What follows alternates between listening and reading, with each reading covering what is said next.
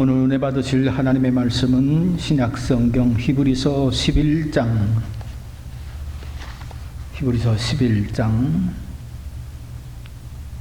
4절로 6절 말씀까지입니다. 이 말씀을 봉독할 때 주님의 신실한 음성을 들을 수 있는 저와 여러분들 되시기를 바랍니다. 11장 4절로 6절 말씀입니다. 믿음으로 하벨은 가인보다 더 나은 제사를 하나님께 드렸습니다. 이런 제사를 드림으로써 그는 의인이라는 증언을 받았으니 하나님께서 그의 예물에 대하여 증언하여 주신 것입니다. 그는 죽었지만 이 믿음으로 말미암아 아직도 말하고 있습니다. 믿음으로 에녹은 죽지 않고 하늘로 옮겨갔습니다. 하나님께서 그를 옮기셨으므로 우리는 그를 찾을 수 없었습니다. 옮겨가기 전에 그는 하나님을 기쁘게 해드렸다는 증언을 받은 것입니다. 믿음이 없이는 하나님을 기쁘게 해드릴 수 없습니다. 하나님께 나아가는 사람은 하나님이 계시다는 것과 하나님은 자기를 찾는 사람들에게 상을 주시는 분이시라는 것을 믿어야 합니다. 아멘. 이 말씀의 은혜를 받는 저와 여러분들 되시기를 바랍니다. 믿음의 근본, 그런 제목으로 함께 은혜를 나누고자 합니다. 하나님을 믿는 믿음을 말할 때에 아브라함의 믿음을 빼놓을 수가 없을 것입니다. 왜냐하면 수많은 사람들이 하나님을 믿지만 특별히 아브라함의 믿음을 하나님께서 인정해 주셨기 때문입니다. 아브라함은 모두가 우상 섬기는 일로 먹고 사는 갈대아 우르 곧 메소포타미아에서 살았지요. 오늘 하나님께서 아브라함에게 나타나 그 땅을 떠나라. 그래서 떠납니다. 그때는 아버지 데라 때문에 하란에서 계속 가지 못하고 머물렀습니다. 이 데라라고 하는 이름의 뜻은 지체하다, 그런 뜻이거든요. 그래서 하란에서 지체를 했습니다. 그리고 거기서 아버지가 죽자 하나님이 두 번째 그에게 나타나셔서 말씀하십니다. 너는 내가 살고 있는 땅과 내가 난 곳과 너의 아버지의 집을 떠나서 내가 보여주는 땅으로 가라. 너를 축복하는 사람에게는 내가 복을 베풀고 너를 저주하는 사람에게는 내가 저주를 낼 것이다. 땅에 사는 모든 민족이 너로 말미암아 복을 볼 것이다. 그렇게 창세기 12장 1절 이후에 말씀하셨습니다. 그래서 이 말씀을 믿고 아브라함 나이 75세 때 그렇게 또 떠나지요. 이 75살에 자기 고향 친척 다 떠난다고 하는 거 큰 희생입니다. 그래서 희생 없는 믿음 없이는 이렇게 떠날 수가 없는데 아브라함은 희생하며 믿음을 가지고 떠난 거지요. 그러기를 25년을 지나면서 100세가 돼서야 하나님의 약속하신 자녀 이삭을 낳았습니다. 그러니 얼마나 금이야 옥이야 정성스럽게 길렀겠습니까? 이래서 이삭이 젊은이가 되어서 아버지를 도울 만한 그런 때가 됐는데 아이고, 하나님이 또 갑자기 이상한 말씀을 하십니다. 너의 아들 내가 사랑하는 외아들 이삭을 데리고 모리아 땅으로 가라. 내가 너에게 일러주는 산에서 그를 번제물로 드려라. 이 번제물로 드리라고 하는 이야기는 죽이라는 얘기나 마찬가지거든요. 여러분, 아버지가 어떻게 그 사랑하는 외아들을 죽일 수가 있겠습니까? 아마 하나님께 아이고 하나님 아닙니다. 아니 주실 때는 언제고 또 이렇게 제물로 드리라고 하는 때는 언제입니까? 이래가면서 아마 이유를 찾고자 한다고 할 것 같으면은 안 들을 이유가 1000가지도 넘을 겁니다. 엄청나지요. 그러나 놀랍게도 하나님은 이 말씀을 하시는데 아브라함은 그 말씀을 그대로 믿습니다. 그리고 일찍 일어나서 두 종과 아들과 그리고 번제에 쓸 나무들 이런 것들을 다 준비해서 아침 일찍이 하나님이 지시하는 땅으로 갑니다. 거기서 이르러서 아들을 묻고 제단에 눕혀놓고 그야말로 칼로 내리 찔리려고 하는데 갑자기 하나님의 사자가 나타나서 그냥 그 아이에게 손대지 말라, 그 아이에게 아무 일도 하지 말라, 그래가면서 하나님께서 일러주시는 말씀을 천사가 하는데요, 네가 너의 아들 너의 외아들까지도 나에게 아끼지 아니하였으니 네가 하나님을 두려워하는 줄을 내가 이제 알았다. 여러분, 믿음의 특징이 여러 가지가 있겠습니다만 진정한 믿음은 하나님을 사실은 두려워합니다. 하나님을 경외합니다. 지금 너무나도 하나님을 그저 그냥 친구처럼 아니면 사랑하는 연인처럼 그래가면서 너무 가볍게 그렇게 취급하는 경향이 있습니다만은 성경에 하나님 한번 만나면은요 죽을 뻔할 겁니다. 진정한 믿음은 하나님을 경외하는 것입니다. 근데 하나님께서 이제야 내가 나를 경외하는 줄 아노라 그렇게 말씀하셨다면 아브라함의 믿음을 온전히 이제는 받아주시고 그를 믿음의 사람으로 인정해 주셨다는 것입니다. 여러분, 하나님께서 그의 믿음을 인정해 주시는 것, 이게 얼마나 복된 귀한 것입니까? 그러니까 아브라함은 그 이후부터 더 믿음으로 살아가는 그런 삶을 우리들에게 보이지요. 여러분, 11장에 볼 것 같으면 믿음의 사람들을 다 얘기하고 있습니다. 그렇게 얘기하고 있는데 공통점이 뭐냐고 하면은 한 가지로 하나님의 나라에서 다 믿음의 사람으로 평가받은 사람들입니다. 왜 하나님의 나라에서 믿음의 사람으로 평가받는 것이 그렇게 귀하고 중요한 거냐? 생각해 보세요. 하나님이 눈에 보입니까? 우리 육신의 눈을 가지고서는 하나님 볼 수도 없습니다. 육신의 귀를 가지고서는 하나님의 음성 들을 수도 없습니다. 육신의 몸을 가지고 하나님을 감각할 수가 없습니다. 영이신 하나님이시기 때문에 이는 전적으로 믿음으로만 알 수가 있는 거지요. 그렇기 때문에 하나님의 나라에서 믿음은 그렇게 소중한 것입니다. 하나님의 나라, 혈과 육의 나라가 아니잖아요. 힘 있는 자나 부귀영화에 의한 그런 나라는 아니잖아요. 전적으로 믿음에 의한 나라이기 때문에 믿음의 사람으로 평가받는 것은 너무너무나도 귀한 것입니다. 그래서 히브리서 11장에 보면은 다 거기 나오는 사람들 믿음의 평가를 받은 사람들 아닙니까? 아벨, 에녹, 노아, 아브람, 모세, 사무엘, 심지어는 순교당한 죽음의 사람들까지. 그래서 믿음이 귀한 겁니다. 오늘 보면은 하나님을 믿는 믿음의 근본을 말씀해 주고 있습니다. 이 말씀에 보면 첫째는 믿음은 하나님을 기쁘시게 해드리는 일이다. 믿음이 없이는 하나님을 기쁘시게 하지 못하나니 믿음은 하나님을 기쁘시게 하는 것이더라, 그런 말씀입니다. 사람이 사람을 대할 때 기쁘게 대할 수 있는 사람이 있는가 하면 기쁜 척하며 대할 수 있는 사람도 있습니다. 그런가 하면 아이고 제발 대하지 않았으면 좋겠다, 그런 사람들이 있습니다. 여러분, 우리가 사람들을 만날 때 정말 어떤 사람들을 만나는 것이 제일 반갑고 기쁠까요? 여러 종류의 사람들이 있을 것입니다. 내게 유익을 주는 사람들, 나를 존경하는 사람들, 여러 종류의 사람들이 있겠습니다만은 그 중에서도 나를 온전히 믿어주는 사람 만나는 게 사실은 제일로 기쁩니다. 나를 사랑하는 사람 만나면 기쁘다고요? 아니, 나를 사랑하는 사람을 내가 사랑 전혀 안 할 수도 있습니다. 아주 지긋지긋할 수도 있습니다. 여러분,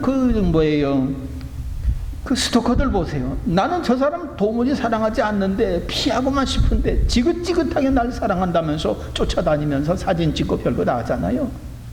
그러니까 나를 사랑하는 사람을 만난다고 하는 것이 꼭 좋은 것만은 아닙니다. 또 동시에 내가 사랑을 하지만 저 사람 나를 전혀 사랑도 안 하고 나를 귀찮다 하고 나를 따돌리려고 하고, 여러분 그런 사람 만나면요 그게 좋겠어요? 그렇기 때문에 사랑의 관계로 만나는 것이 꼭 그렇게 좋은 것만은 아닌 것을 봅니다. 그런데 나를 무조건 믿어주는 사람, 이런 사람을 만나면 참 기분 좋습니다. 기쁩니다. 없는 것도 뭔가 주고 싶어지는 그런 마음이 생깁니다. 어느 작가 얘기입니다. 어떤 할머니가 자기 손녀가 다니는 학교 선생님하고 만나서 얘기를 합니다. 학교 선생님한테 자기 손녀를 소개를 해주는데, 얘가 내 사랑하는 참 좋은 손녀라고 그래가면서 머리도 좋고 IQ도 좋고 손녀 칭찬을 잘 합니다. 근데 학교 선생님은 이 손녀 학생이 거짓말한 것, 도둑질한 것, 그걸 다 알거든요. 봤거든요. 그러니까 할머니 그렇게 말하시면 안 돼요. 얘가요 남의 그 도둑질도 하고요, 거짓말도 하고요. 할머니 얘를 분명히 바로 알아야만 합니다. 그랬더니만 할머니가 손녀한테 너 그랬니? 그랬더니만 손녀가 아주 뭐 싹 입 닫고 안 그랬다고 합니다. 그러니까 할머니가 선생님한테 보세요, 우리 애가 안 그랬다고 그랬잖아요. 아니 할머니 얘가 진짜 그렇게 도둑질하고 거짓말하는 거 제가 봤습니다. 아니 선생님, 내 손녀가 안 그랬다고 하면은 안 그랬다고 믿어줘야 되는 것 아니에요? 학교 선생님이 학생들을 가르치면서 애들의 말을 믿지 않는다고 할 것 같으면은 선생님이 어떻게 학생들을 가르칠 수가 있겠습니까? 얘가 안 했다고 할 것 같으면 안 했다고 믿어줘야만 되는 것 아닙니까? 이러면서 할머니가 손녀를 뭐 100% 믿어줍니다. 선생님이 할 말이 없어요. 그런데 이 손녀 학생이 자기를 그렇게 100% 믿어주는 그 할머니를 이렇게 바라보니까는 생각이 달라지는 거예요. 아하, 내가 이제 품행을 고치고 할머니를 호강시켜드리는 그런 일을 해야 되겠구나. 이래가지고 생각을 바꾸고 품행을 바꾸고 공부 열심히 해서 꼴찌가 1등이 되고 결국 의사가 되어져서 그야말로 할머니의 소원을 이루어드리는 그런 삶을 살았다는 얘기입니다. 그렇습니다. 정말 나를 온전히 믿어주는 사람, 그 사람이 귀하고 기쁩니다. 드라마의 여자라고 하는 김혜자 씨는 자신을 언제나 남편이 믿어줬다는 거예요. 이래도 믿어주고 저래도 믿어주고 그냥 그렇게 남편이 믿어주니까 자기 속에 있던 수만 가지의 표정들이 살아나서 얼마나 연극을 잘하게 됐는지 최고의 배우가 될 수 있었다고 합니다. 물론 예외도 있겠지만 대체로 사람들은 자기를 믿어주는 사람을 기뻐합니다. 이처럼 하나님은 당신을 믿어주는 믿음의 사람을 기뻐하십니다. 잘 아시잖아요. 요셉은 형제들한테 미움을 사서 뭐나 만나나 애굽의 종으로 팔려가서 고달픈 종살이를 합니다. 그런데도 형제도 원망 안 하고 하나님도 원망하지 않고 오직 하나님만 믿는 믿음으로 삽니다. 장군의 부인한테 그렇게 성적인 유혹을 받아서 억울하게 감옥에 들어갔습니다마는 하나님 앞에서 어떻게 이런 악을 행할 수가 있으랴. 하나님을 믿는 믿음으로 그 유혹도 이기고요, 감옥에 들어가서 간수가 시키는 일 성실하게 충성스럽게 잘 감당합니다. 그러나 요셉, 하나님 마음속에 저 녀석은 참 내 마음에 든다, 내 마음을 기쁘게 하는 자로다, 아마 그렇게 새겨지지 않았겠느냐. 그러니까 7년 가뭄, 7년 풍년 하나님이 역사하셔서 요셉을 통해서 그에게 지혜를 주고 꿈 해석을 하게 하고 이래가지고서 애굽을 높이는 그런 역사를 일으키지 않습니까? 하나님의 역사 속에 하나님을 기쁘게 하는 자를 결코 잊을 수가 없었다는 그런 말씀이죠. 오늘도 하나님께서는 믿음으로 사는 자를 참으로 기뻐하시는 줄로 믿으시기를 바랍니다. 둘째로, 이 하나님을 믿을 때 살아계신 하나님으로 믿는 것입니다. 예전에 농촌에서 그 밭을 갈거나 논을 갈 때는 소에다가 멍에를 메어 가지고서 쟁기를 뒤에 이렇게 묶어서 쟁기를 끌고 밭을 갈고 논을 갑니다. 그러니까 소는 앞에서 끌고 사람은 뒤에서 쟁기를 잡고 따라가는 그런 식이지요. 한 번은 그 한 농부의 아들이 그 아버지가 그렇게 하는 걸 도우려고 자기가 그저 쟁기를 잡고 밭을 갑니다. 그런데 신기하게 아버지는 밭을 똑바로 잘 가는데 자기가 밭을 갈아보니까 이리 삐뚤 저리 삐뚤 하는 거예요. 그래서 아버지한테 물었습니다. 아버지, 나는 왜 이렇게 이리 삐뚤 저리 삐뚤 합니까? 그랬더니 아버지 하는 말이, 너 뭘 보고 그렇게 쟁기를 잡고 가느냐? 그랬더니 아니, 당연히 소 뒤 소 궁뎅이를 보고 갈지요. 그러니까 아버지야, 그러지 말고 저 멀리 저 흔들리지 않는 느티나무를 보고 가라. 이래가지고 아닌 게 아니라 흔들리지 않는 느티나무를 보고 갈았더니만 자기도 아버지처럼 골이 제법 똑바로 그렇게 갈라지더라는 것입니다.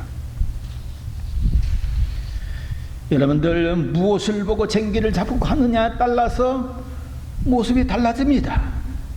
흔들리는 것, 그거 보고 그렇게 쟁기를 갈면 흔들릴 수밖에 없고요, 흔들리지 않는 것 보고 쟁기를 갈면 흔들리지 않을 수가 있습니다. 마찬가지입니다. 사람이 흔들리는 것 따라 살면, 죽을 것을 따라 살면 흔들리고 죽을 수밖에 없어요.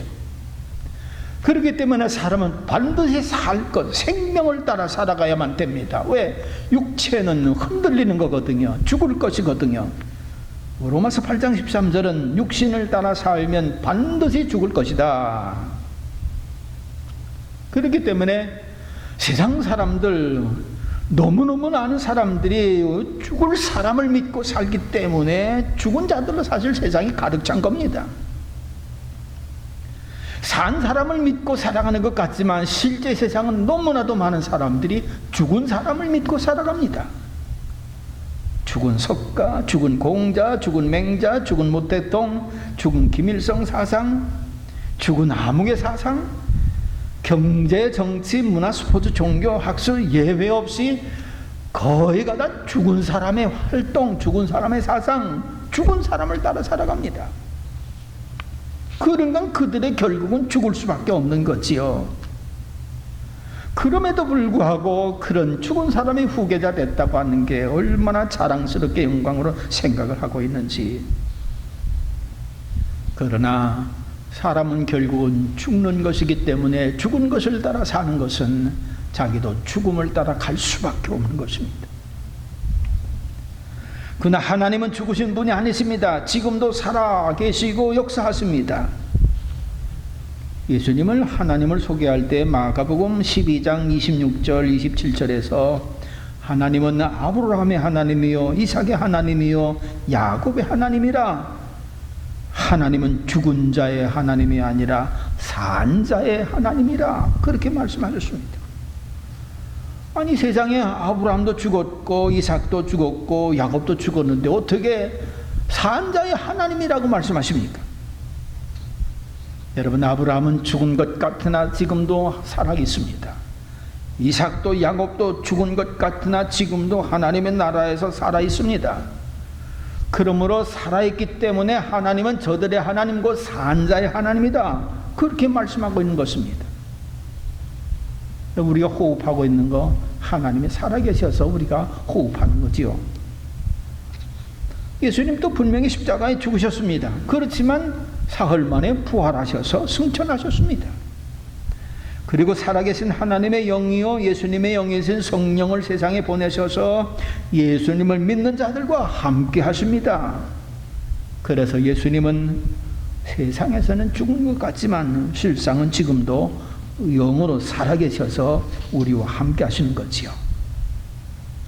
이로 인해서 세상은 끝없이 생명이 탄생하고 있습니다. 자연으로도 그렇습니다.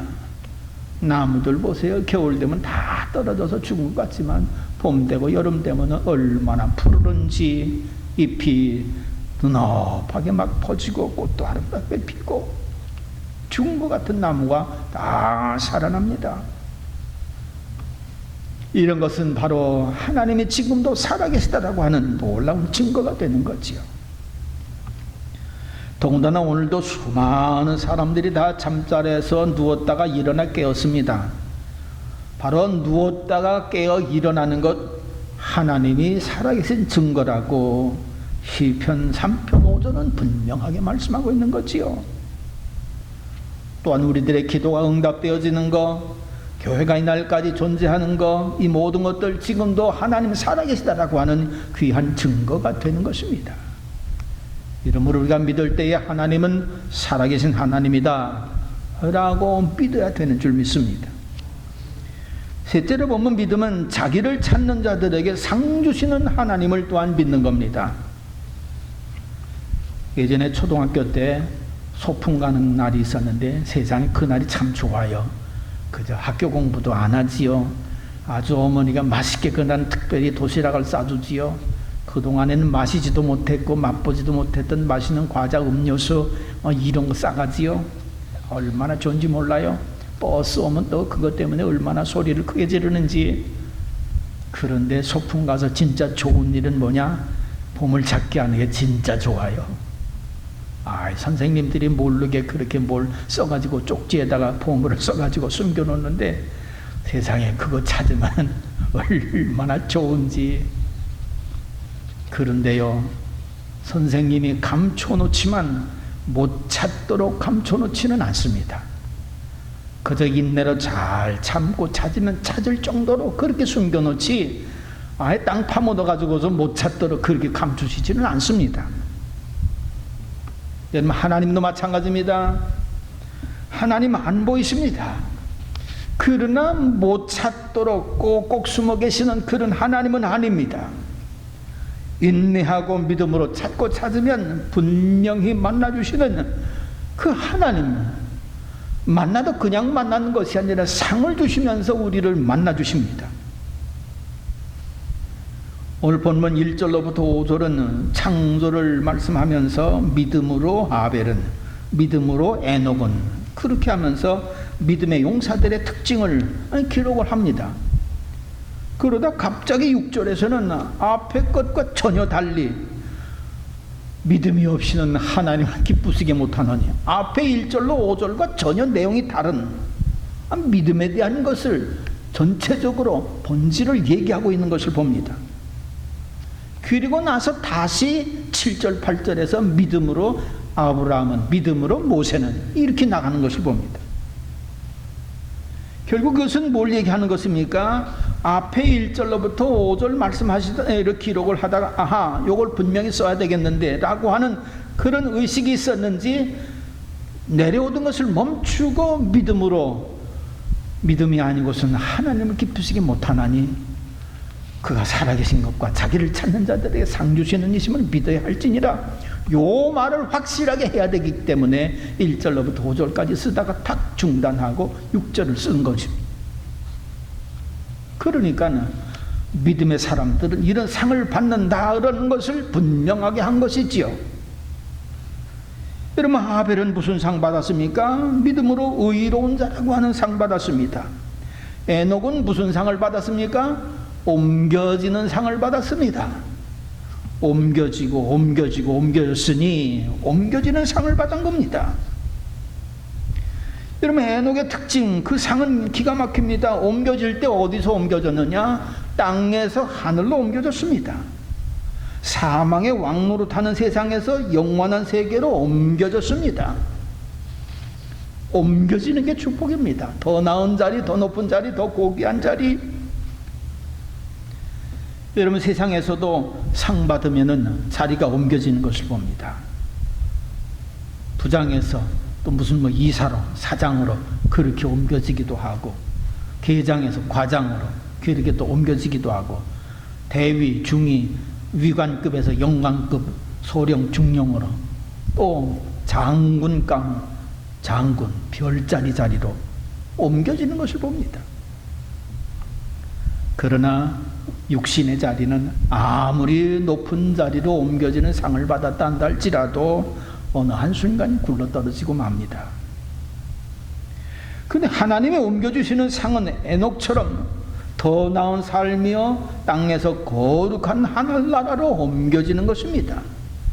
슬픔과 고통의 자리에서 기쁨과 평안의 자리로 옮겨지는 것입니다. 절망과 탄식의 자리에서 밝고 새 힘을 얻는 소망의 자리로 옮겨지는 것입니다. 근데요, 상 중에서 가장 큰 상은 역시 생명을 얻는 상이 최고의 상입니다. 생명 잊어버리면 아무것도 아니잖아요. 그렇기 때문에 상 중에 가장 큰 상은 사망에서 생명으로 옮겨졌느니라. 이게 제일 큰 상입니다. 우리는 육체를 위해 살아서 죽을 수밖에 없는 그런 존재인데, 이런 존재가 하나님의 거룩한 자리, 하나님과 함께하는 자리, 영생하는 자리, 이런 자리로 옮겨진다고 하는 것이 얼마나 큰 복입니까? 그래서 땅에서 구원받고 살다가 믿음으로 잘 믿음을 지키면, 인내로 잘 지키면 구원이 확실하게 완성되는 하나님의 나라로 영생을 얻고 우리가 옮겨진다고 하는 게 너무너무나도 귀한 상이지요. 이 상을 주기 위해서 예수님은 이 땅에 오셨습니다. 말구에 오시고 결국은 십자가에 달려 돌아가신 것을 볼 수가 있는 거지요. 이렇기 때문에 예수님을 찾는 자가 큰 상을 받습니다. 생명을 얻는 상을 받습니다. 가나안 여인으로 이방 여인인 수르보니게 여인은 멸시천대를 당하면서도 예수님을 찾고 찾아 만났습니다. 그리고 예수께 자기 목숨보다도 귀한 딸, 귀신 들려 사망에 이를 지경에 이른 이 딸 살려주세요. 믿음으로 주님께 고하니 예수님이 여인의 믿음을 보시고 그 딸을 다 깨끗이 고쳐주시고 생명을 드리는 구원을 선물로 주신 것을 봅니다. 예수님을 찾는 자는 경제적인 면에서도 구원을 받고 육체적인 면에서도 구원을 받고 영적인 면에서 구원을 받습니다. 그렇기 때문에 예수를 찾는 것이 보물 찾기입니다. 예수를 믿음으로 찾고 찾으면 지금도 만나서 우리에게 약속하신 상을 주시는 것이지요. 성경을 읽을 때에, 기도 드릴 때에, 예배 드릴 때에, 주의 이름으로 봉사할 때에, 찬양할 때에 예수님을 만날 수 있는 기회가 얼마나 많은지 모릅니다. 이 예수님을 찾고 찾아서 하나님이 옮겨주시는 더 나은 자리, 더 고상한 자리, 더 거룩한 자리, 더 썩지 않는 자리, 영생의 자리로 옮겨지는 그런 복을 받는 저와 여러분들 되시기를 바랍니다. 기도하겠습니다.